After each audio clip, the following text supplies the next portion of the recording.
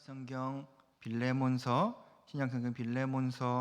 1장 1절부터 12절까지의 말씀입니다. 빌레몬서 1장 1절부터 한 장밖에 없습니다. 1장 1절부터 12절까지 제가 가진 성경으로는 신약성경 351쪽입니다. 1장 1절부터 12절까지 한 절씩 교독하도록 하겠습니다. 제가 먼저 읽겠습니다. 그리스도 예수를 위하여 갇힌 자 된 바울과 및 형제 디모데는 우리의 사랑을 받은 자요 동역자인 빌레몬과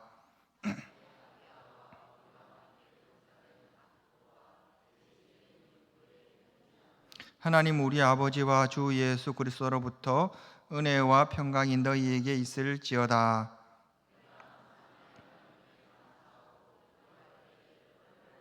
주 예수와 및 모든 성도에 대한 내 사랑과 믿음이 있음을 들음이니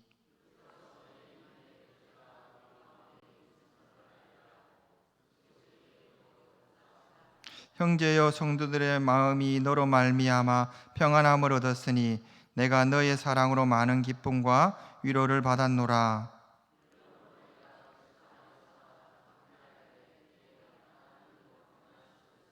도리어 사랑으로서 간구하노라. 나이가 많은 나 바울은 지금 또 예수 그리스도를 위하여 갇힌 자 되어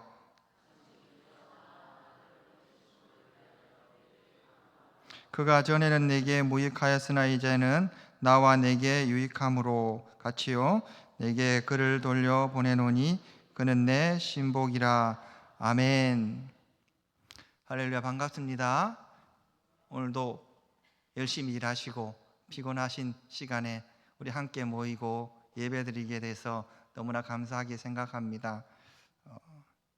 그렇죠? 저는 이제 목회자가 되고 지금도 잘 적응이 되지 않는 부분이 있어요. 제가 나고 자라고 배운 것과 이 목회자로서의 걸어가는 그 길이 가장 큰 차이점이 무엇이냐 하면 이 어렸을 때부터 저희 아버지와 어머니는 이렇게 가르쳤어요. 남의 것은 똥보다 더 더럽다. 남에게 얻어먹지 마라. 남에게 도움을 받지 마라. 한번 혹시나 얻어먹었으면 반드시 사줘야 되고 누군가에게 부탁을 할 때는 자그마한 물건이라도 들고 가서 이 성의를 표시해야 된다라고 이렇게 배웠어요. 그런데 신학교를 가고 전도사가 되고 목사가 되었을 때는 사실 제가 주는 것보다는 받는 것이 훨씬 더 많은 거예요. 어떠한 상황 속에서 누군가 식사를 대접하기도 하고 어떤 상황 속에서 사랑을 받기도 하고 제가 준비되지 않았는데 이 성도들이 베풀어주는 그 사랑이 나에게 이렇게 물밀듯이 밀려올 때마다 그동안 자라온 환경 속에서 오면 이 사랑을 이제 어떻게 받았는데 이것이 감당이 안 되는 거예요. 이거를 배운 대로 하면 베풀어 줘야 되잖아요. 그대로 받은 대로 돌려줘야 되는데 이게 굉장히 목회자로서는 굉장히 부담스럽고 어려운 거예요. 그래서 이제 제가 생각한 방법이 목회자가 할 수 있는 최선의 이 가품이 무엇인가, 사랑의 가품이 무엇인가라고 하면 설교를 엄청나게 길게 하자. 받은 만큼 하나님의 은혜를 받은 만큼 설교를 조금 더 추가를 해가지고 말씀을 더 길게 하는 게 그 사랑을 갚는 길이 아닌가 이런 마음이 늘 들 때가 있어서 길게 못하는데 이게 부담스러운 것 같아요.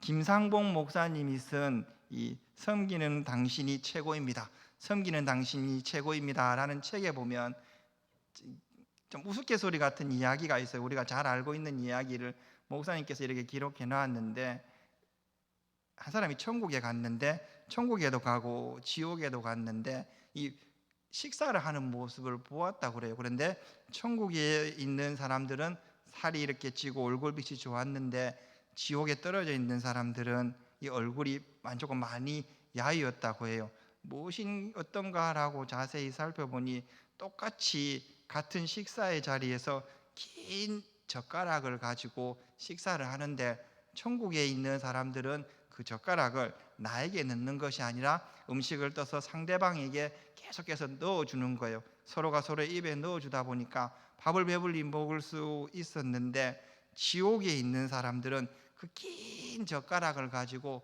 자기 입에 그 음식을 계속해서 넣으려고 하다 보니까 그 음식을 제대로 섭취하지 못해가지고 빼짝 말랐다라는 이런 우스갯소리를 기록해 놓은 것을 보았습니다. 사랑은 나누는 것입니다. 사랑은 내가 받은 것을 그대로 돌려주는 것이 사랑이에요. 그래서 이와 같은 사랑을 필로스라고 합니다. 서로가 서로의 사랑을 나누어주는 이 사랑을 필로스라고 하는데, 사랑에 또 하나의 사랑이 있지요. 그것은 이 아가페인데 일방적으로 받는 사랑이지요. 이것은 하나님이 우리에게 주신 사랑을 말하는 것이지요. 예를 들면 우리가 일반 은총 안에서 이 세상을 살아가잖아요. 햇빛과 태양을 주시고 공기를 주시고 자연 환경을 주시고 여러 여건 가운데서 우리가 반드시 필요함에도 인식하지 못하는 것을 하나님 아버지께서 우리에게 공급하여 주시는 것, 우리는 어떠한 상황 속에서도 그러한 사랑을 받으면서 살아가고 있는 존재가 바로 우리들인 것 같아요.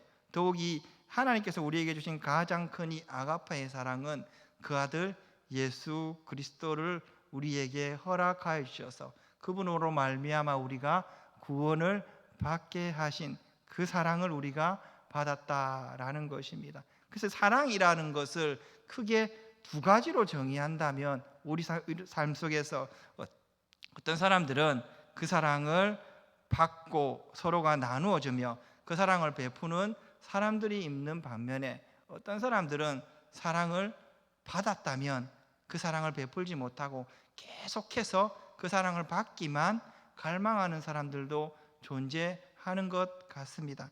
우리가 주님 안에서 무한한 사랑을 받았습니다. 우리가 그 사랑을 받았으므로, 그 넘치도록 큰 사랑을 받았으므로 그 사랑을 전하며 그 사랑을 나타내는 우리 인동교회 성도들이 되었으면 좋겠습니다.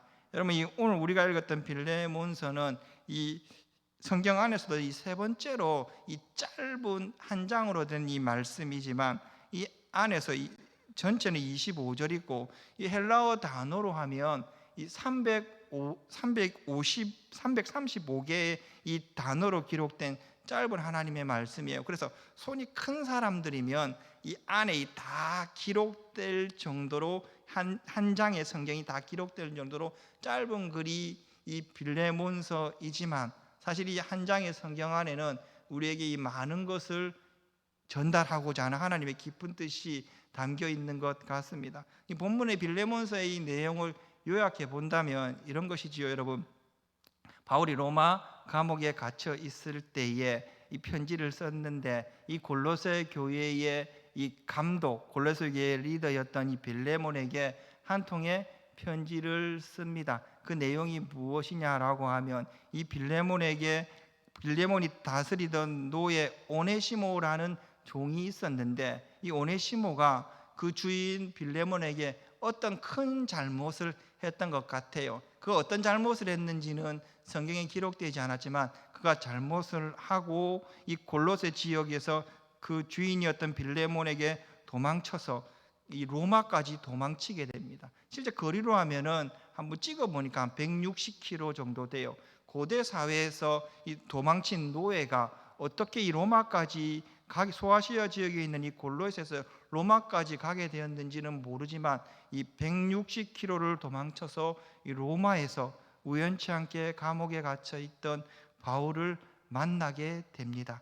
그리고 바울은 이 오네시모를 회심시키고 이 빌레몬에게 이 오네시모를 통해서 빌레몬에게 편지를 동봉하여서 보내는데, 이 빌레몬서의 내용은 계속해서 반복적으로 오네시모를 용서해달라, 오네시모를 용서해주고, 그리고 오네시모가 왜 용서를 받아야 되는지 그 당위성을 반복적으로 설명해주고 있는 것을 보게 돼요. 그래서 오늘 이 빌레몬서를 통해서 우리가 기억해야 될 것은, 이 예수 그리스도 안에서 믿음 있는 자와 믿음 있는 자의 그 관계 속에서, 때로는 믿음 없는 자, 불신자의 관계 속에서 왜 그들을 받아들이고 왜 그들을 용서해야 되는지를 이 오늘 본문을 통해서 우리가 한번 살펴보도록 하겠습니다.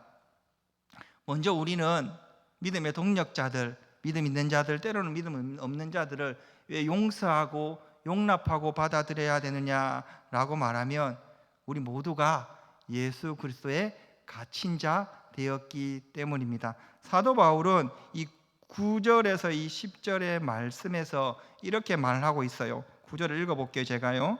도리어 사랑으로서 간구하노라. 나이가 많은 나 바울은 지금 또 예수 그리스도를 위하여 갇힌 자 되어 갇힌 중에 낳은 아들 오네시모를 위하여 내게 간구하노라 라고 말했습니다. 앞서 서론을 이야기할 때 이 사도 바울은 로마 감옥에 갇혔다라고 말했습니다. 그리고 로마 감옥에 갇힌 상태였는데 그가 로마 감옥에 갇혔던 것은 그가 일부러 복음을 전하기 위해서 갇힌 상태였어요. 그러니까 예루살렘으로 올라가서 로마의 신분증을 제시함으로 말미암아 그 재판을 로마까지 끌고 가서 로마에서 복음을 전하고 그리고 그것을 발판 삼아 스페인까지 복음을 전하기 위해서 바울은 자신이 로마에 스스로 갇혀 있습니다. 그런데 바울이 말하는 자기가 갇혀 있다라고 말할 때 그것이 이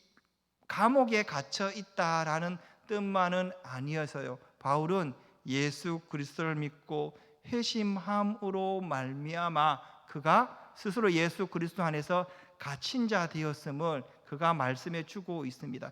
여러분 이 신약 성경 안에서 바울의 이 서신서를 보면 항상 서두에 이런 글들이 나와요. 예수 그리스도의 사도요 종된 나 바울은 이라는 말이 나와요. 이 종이 됐다는 말은 이 구약 성경으로 말하면 이런 거죠. 스스로 풀려날 수 있는 그 기간이 지났음에도 그 주인이 너무나 좋기 때문에 그 주인 안에 머물러서 귀를 뚫고 그 주인에게 영원히 종속되는 것, 이것을 성경 안에서 종이라는 말을 표현해 주고 있는데, 그러니까 우리가 이 귀걸이를 한다는 것은 우리 사실은 이게 멋으로 하는 것 같지만 이 엄격한 의미에서는 누군가에게 노예됐다는 표시일 수도 있어요. 성경적으로는 사도 바울은 그래서 예수 그리스도의 종되었다라는 말은 예수 그리스도를 만나고 그 은혜가 너무나 크고 감복되어서 절대로 예수 그리스도를 떠나지 않는 가운데 스스로 종되었다라는 표현해 주고 있고, 그 종되었다는 표현을 예수 그리스도 안에서 갇혔다라는 말로 이야기해 주고 있는 것을 보게 됩니다. 그래야 할 때 사도 바울은 자신이 스스로 갇혔다라는 이 사실 가운데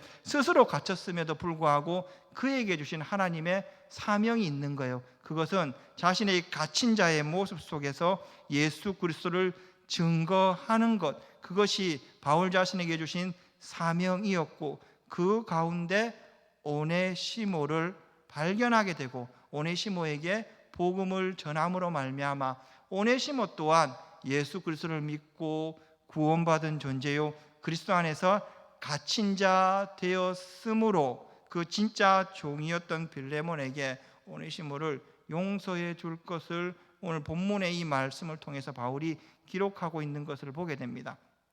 빌레몬도 그렇고 바울도 그렇고 예수 그리스도를 믿음으로 말미암아 구원받은 백성이고 예수 그리스도를 통한 하나님의 큰 은혜를 받은 존재인데, 나와 같이 있는 이 오네시모 또한 이 주인된 이 빌레몬을 떠나는 잘못을 범했음에도 불구하고 그가 예수 그리스도를 믿었으므로 앞으로 더 크게 쓰임받을 신실한 종이 될 것이므로 그를 용납하고 받아들이라라고 말씀해 주고 있습니다. 여러분, 우리가 이 인동교회라는 이 성전 안에 함께 예배를 드리는 성도들은 각각의 연령대도 틀리고 자라오는 환경도 틀리고 경제적인 조건도 직업도 틀리고 그 마음이나 성격도 다 틀릴 것입니다. 그 가운데 하나님을 믿고 구원받은 백성임에도 불구하고 서로가 다른 생각을 가질 수 있고 잠깐 다툼이 있을 수도 있어요.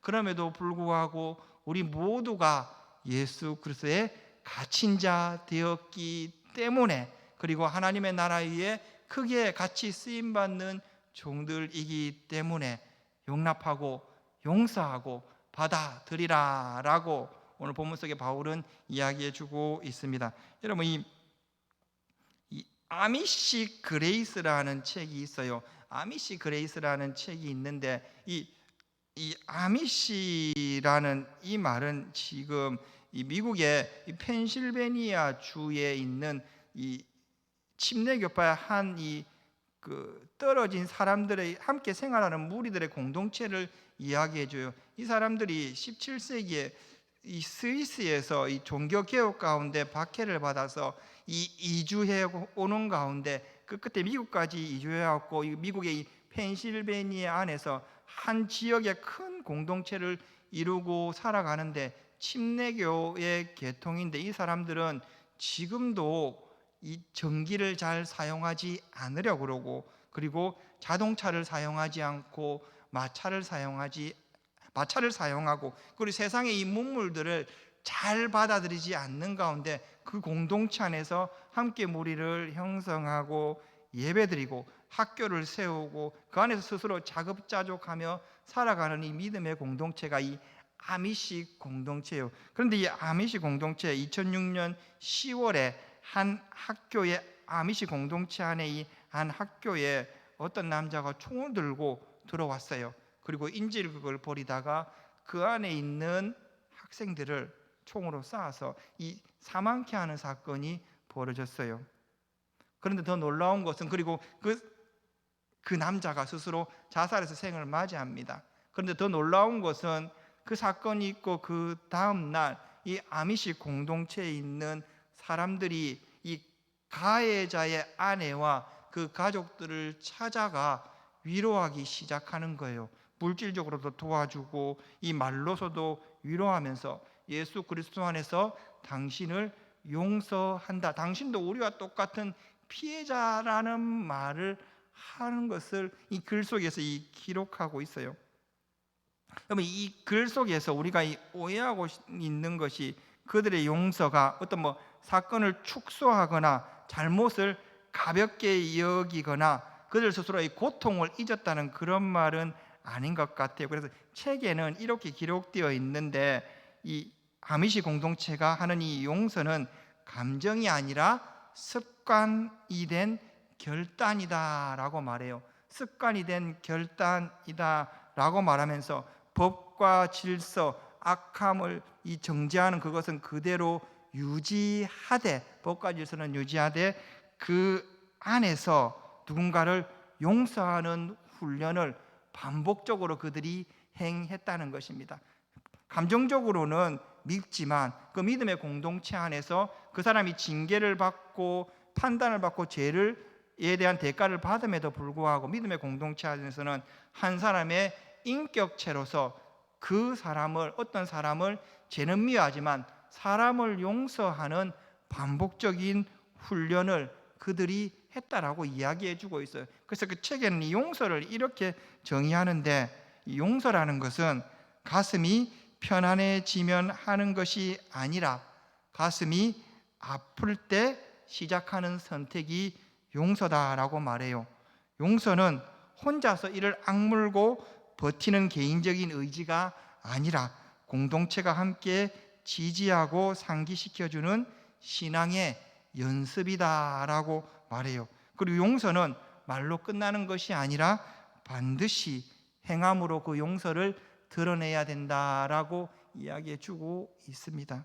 여러분, 우리가 예수 그리스도 안에서 모두 갇힌 자입니다. 우리 모두가 예수 그리스도 안에서 용서함 받은 자들입니다. 그렇기 때문에 우리가 이 은혜를 기억하는 가운데 나와 다른 환경 속에서 때로는 나보다 못해 보이는 사람도 있고 때로는 나보다 잘나 보이는 사람도 있음에도 불구하고 주 예수 그리스도 안에서 함께 갇힌 자임을 기억하는 가운데 용서하고 용납하고 받아들이는 우리 인도교회 성도들 되기를 간절히 바랍니다. 여러분이 우리가 이 예수 그리스도 안에서 용납하고 받아들여야 되는 두 번째 이유를 11절에서는 이렇게 이야기해 주고 있어요. 그가 전에는 내게 무익하였으나 이제는 나와 내게 유익함으로 라고 말해요.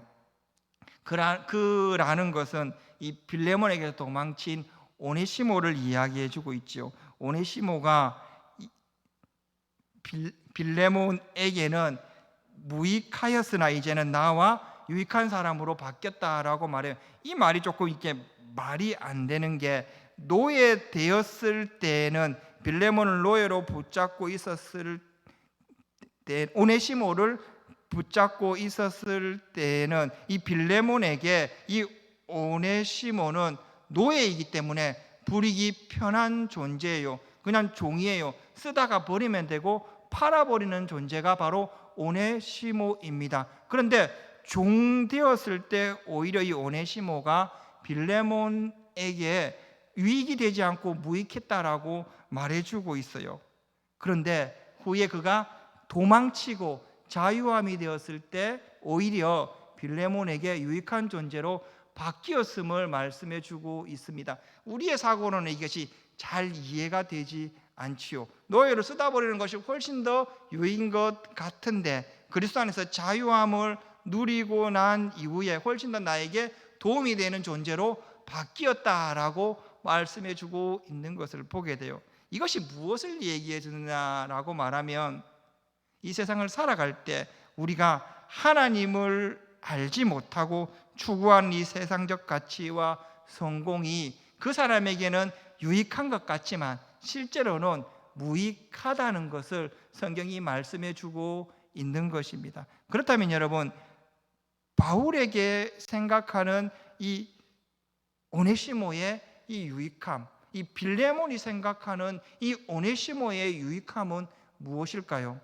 이 바울은 이 신약 성경 가운데 서신서를 포함한 13권의 이 성경을 기록하는 가운데, 그 가운데 12권의 인사말 속에서 난 예수 그리스도의 사도된 나 바울이라고 하면서 자신의 이 신분을 정확하게 표현해 주고 있어요. 그는 사도라라는 말은 예수 그리스도를 만나고 예수 그리스도에게 가르침을 받아서 하나님의 말씀을 기록하고 전할 사명을 받은 사람을 사도라라고 말해요. 바울은 예수 그리스도를 만나고 그 가운데 그 은혜로 하나님의 일을 할 그 사명을 받았고, 그것이 자신에게는 진짜 유익함이에요. 오늘 본문 속에 빌레몬은 어떨까요? 빌레몬은 4절, 6절, 7절의 말씀을 보시면 항상 하나님께 감사함으로 이끌림 받는 사람이었고, 성도들에게 사랑과 은혜와 믿음과 선함을 베푸는 사람이었습니다. 늘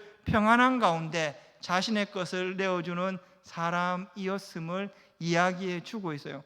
바울이나 이 빌레몬이나 동일하게 하나님의 나라를 위해 크게 힘쓰며 자신의 인생을 바쳤고, 이것이 하나님 앞에 유익됨이라고 믿는 것이었습니다. 그와 마찬가지로 오네시모 또한 예수 그리스도를 믿음으로 말미암아 하나님 편에 유익한 사람으로 그가 변모되었음을 이야기해 주고 있어요. 삶의 목적이 이전에는 그저 주인이 시키는 일만 하던 노예였지만 예수 그리스도를 믿음으로 말미암아 그의 삶의 목적이 본질적으로 바뀌고 하나님의 영광을 위해서 살아가는 유익한 존재가 되었기 때문에, 예수 그리스도에게 유익하기 때문에 그를 용납하며 받아들이라라고 말씀해 주고 있습니다. 여러분들은 모두 다 예수 그리스도를 믿고 구원받은 백성입니다. 이 사실을 믿으십니까? 그렇다면 여러분들이 세례받을 때에 이 웨스트민스터 소열의 문답 1문의 질문을 받았을 것입니다. 1문의 질문이 무엇이지요? 사람의 제일 되는 목적은 무엇이냐?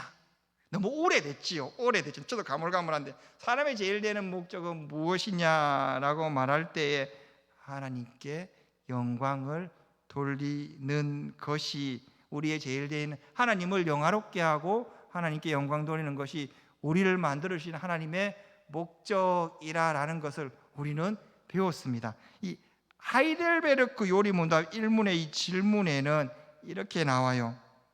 살아서나 죽어서나 당신의 유일한 위로는 무엇입니까? 한번 대답을 한번 스스로 한번 마음속으로 해보십시오. 살아서나 죽어서나 당신의 유일한 위로는 무엇입니까? 하이델베르크 요리문답 1문의 이 답은 이렇게 기록되어 있어요. 살아서나 죽어서나 나는 나의 것이 아니요 몸도 영혼도 신실하신 예수 그리스도의 것입니다 라고 믿음의 이 고백을 하며 우리 선진들은 이것을 신앙의 고백으로 배우며 자랐습니다. 예수 그리스도를 믿고 구원받는다는 것은 이전에 죄에 노예된 신분에서 신분이 바뀌어서 하나님을 대면하고 하나님께 영광을 돌릴 수 있는 신분으로 바뀌었습니다. 우리 옆에 계신 분이 나는 다른 환경 속에서 자라고 나는 다른 환경 속에서 신앙생활함에도 불구하고 예수 그리스도의 하나님의 영광을 위해서 창조되었다는 그 믿음의 본질을 가지고 주님의 유익을 위해서 살아가는 존재이기 때문에 혹여 실수하거나 다른 생각을 가질 때 넉넉하게 그들을 용서하고 받아들이라라고 말씀해 주고 있습니다. 우리 모두가 하나님께 그리스도께 유익이 되는 존재이기 때문에 서로를 사랑하며 용서하며 받아들일 수 있는 넉넉한 믿음의 사람들이 되었으면 좋겠습니다. 우리는 세 번째로 왜 나와 다른 환경 속에서 때로는 나와 다른 생각을 가진 사람들을 용납하고 받아들여야 되느냐? 그 세 번째를 우리 모두가 예수 그리스도의 심장을 이식받았기 때문입니다. 우리 모두가 예수 그리스도의 심장을 이식받았기 때문입니다. 여러분 이 7절의 말씀을 보시면 이렇게 기록되어 있어요. 형제여 성도들의 마음이 너로 말미암아 평안함을 얻었으니 내가 너의 사랑으로 많은 기쁨과 위로를 받았느니라. 이 마음이라는 말은 스플랑크라는 헬라어인데 이것은 심장이라는 뜻이에요. 형제여 성도들의 마음이 심장이 너로 말미암아 평안함을 얻었다라고 이야기해 주고 있어요. 여러분 12절의 말씀을 보시면 내가 네게 그를 돌려 보내노니 그는 내 신복이라 라고 말해요. 이 신복이란 말이 나의 쫄병이라는 말이 아니라 똑같이 스플랑크라는 이 말로 심장이라는 뜻을 가지고 있어요.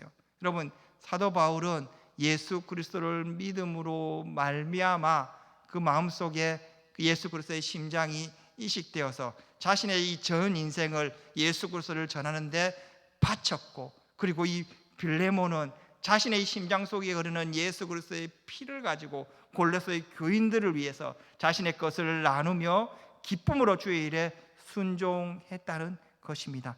이와 마찬가지로 오네시모 또한 똑같이 예수 그리스도의 심장을 이식받았기 때문에 그를 용납하고 받아들일 것을 오늘 본문은 우리들에게 말씀해 주고 있어요. 신앙생활을 오래 하면 오래 할수록 믿지 않는 가족보다 믿음이 있는, 그리고 교회 안에 같이 공동생활하며 믿음의 교제를 하는 사람들이 내 가족들보다 훨씬 더 낫다는 것을 배울 때가 많이 있습니다.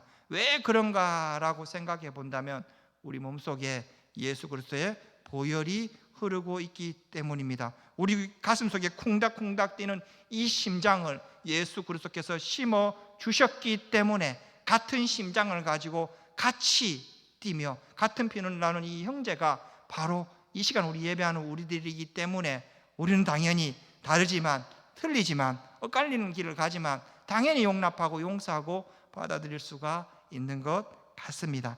시간이 조금 남았기 때문에 오늘 본문을 짧게 한번 요약해 보도록 하겠습니다. 우리는 무엇 때문에 누군가를 용납하고 받아들여야 되는가라고 할 때 첫 번째는 예수 그리스도 안에서 우리가 갇힌 자이기 때문이라고 말씀해 주고 있어요. 같이 예수 그리스도를 믿고 구원받고 그 안에서 신앙생활하는 존재가 바로 우리들이기 때문이라고 오늘 본문은 말씀해 주고 있습니다. 두 번째로는 내 형제와 내 이웃이 같이 신앙생활하는 사람들이 그리스도께 유익이 되기 때문이에요. 복음을 전하고 하나님의 나라를 위해 같이 부르심을 받았고 같은 일을 하기 때문에 용납하고 받아들일 것을 이야기해 주고 있어요. 세 번째로 그리스도의 심장을 이식받았기 때문에 우리는 용납하고 용서하고 받아들일 것을 오늘 본문이 말씀해 주고 있습니다. 우리 모두가 예수 그리스도 안에서 한 피를 받은 한 몸을 이루는